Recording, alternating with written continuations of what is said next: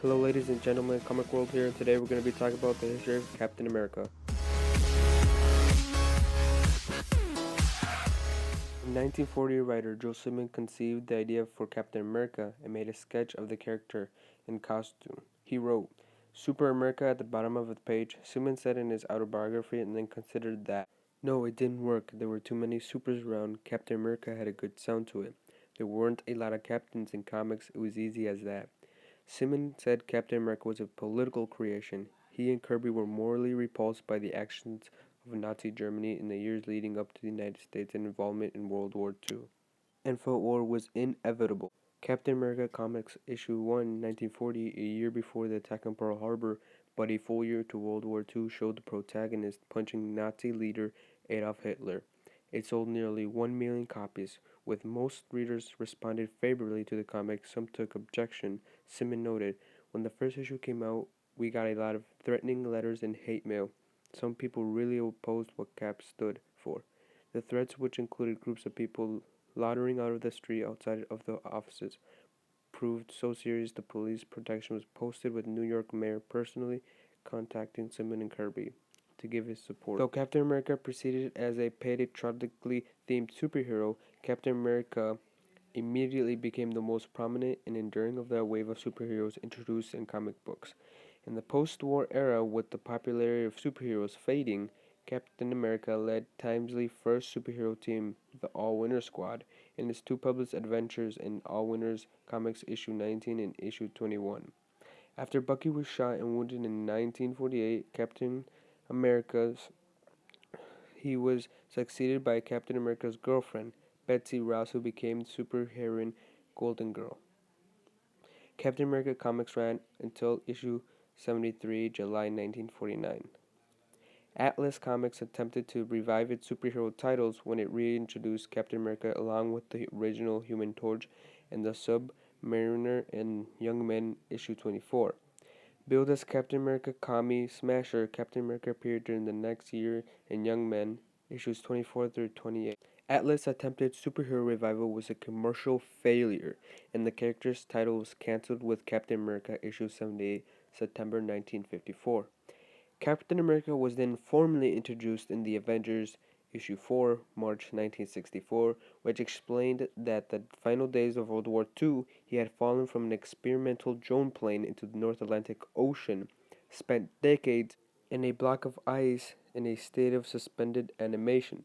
The hero found a new generation of readers as leaders of that superhero team, following the success of other Marvel characters introduced during the 1960s. Captain America was recast as a hero haunted by past memories and trying to adapt in 1960s society.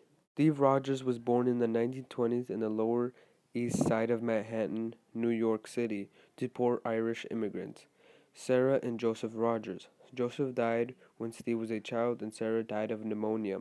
While Steve was a teen by early 1940s before American entry into the World War II, Rogers is a tall, scrawny, fine art student specializing in illustration and comic book writer and artist.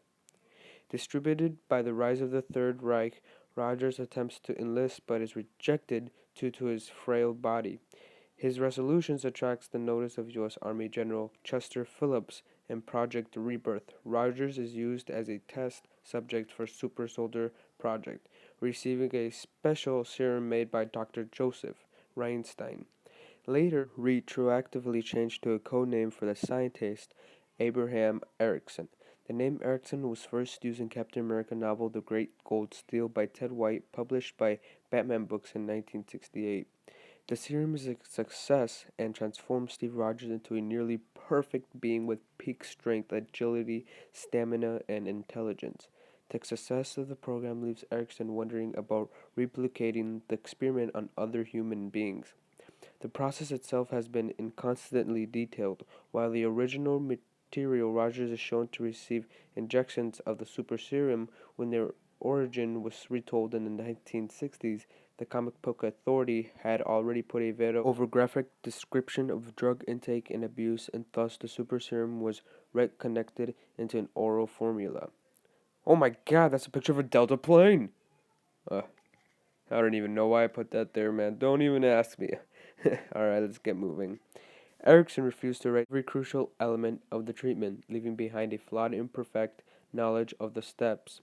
Later on, Dr. Erickson was killed by a Nazi spy. Cap then forms a friendship with the camp's teenage mascot, James Buchanan, Bucky Barnes. Barnes learns of Rogers' dual identity and offers to keep the secret if he can become Captain America's sidekick. During their adventures, Franklin D. Roosevelt presents Captain America with a new shield forged from an alloy of steel and vibranium, fused by an unknown crystal so effective that it replaces his own firearm. Now let's jump all the way to 2006. In the 2006 and 2007 company worldwide story arc Civil War, Roger possesses a new mandatory federal registration of superpowered beings and leads the underground anti-registration movement. After significant rancor and danger to the public as the two sides clash, Captain America voluntarily surrenders and orders the anti-registration forces to stand down.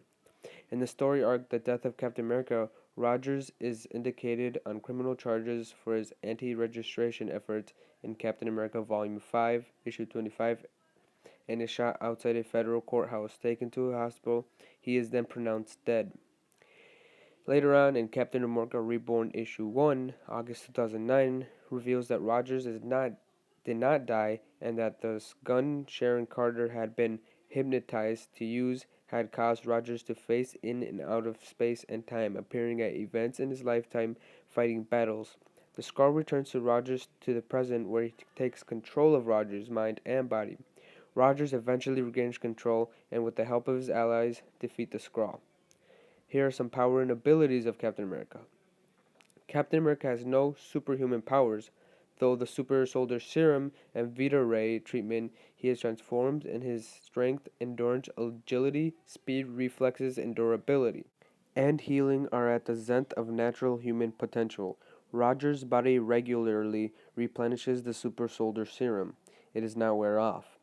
The formula enhances all of his metabolic functions and prevents the buildup of fatigue poisons in his muscles, giving him endurance far in excess of an ordinary human being. This accounts for many of his extraordinary feats. Rogers' battles experience and training make him an expert tactician and an excellent field commander, with his teammates frequently deferring to his orders in battle. Thor has stated that Rogers is one of the very few humans he will take orders from and follow through the gates of Hades. Rogers' reflexes and senses are extraordinarily keen. He has blended judo, western boxing, kickboxing, and gymnastics into his own unique fighting style and is a master of multiple martial arts. Years of practice with his near indestructible shield make him able to aim and throw it with almost unerring accuracy. His skill with his shield is such that he can attack multiple targets in sessions with a single throw, or even cause a boomerang-like return from a throw to attack an enemy from behind. In canon, he is regarded by other skilled fighters as one of the best hand-to-hand combatants in Marvel Universe, limited only by his human physique. Although the super soldier serum is an important part of his strength, Rogers has shown himself still sufficiently capable against stronger opponents, even when the serum has been deactivated, retrieving him to his pre-Captain America. And there you guys have it, the history of Captain America. Make sure to like and subscribe if you liked the video. Check out my other videos, and I will see you guys later. And as always, keep on marveling.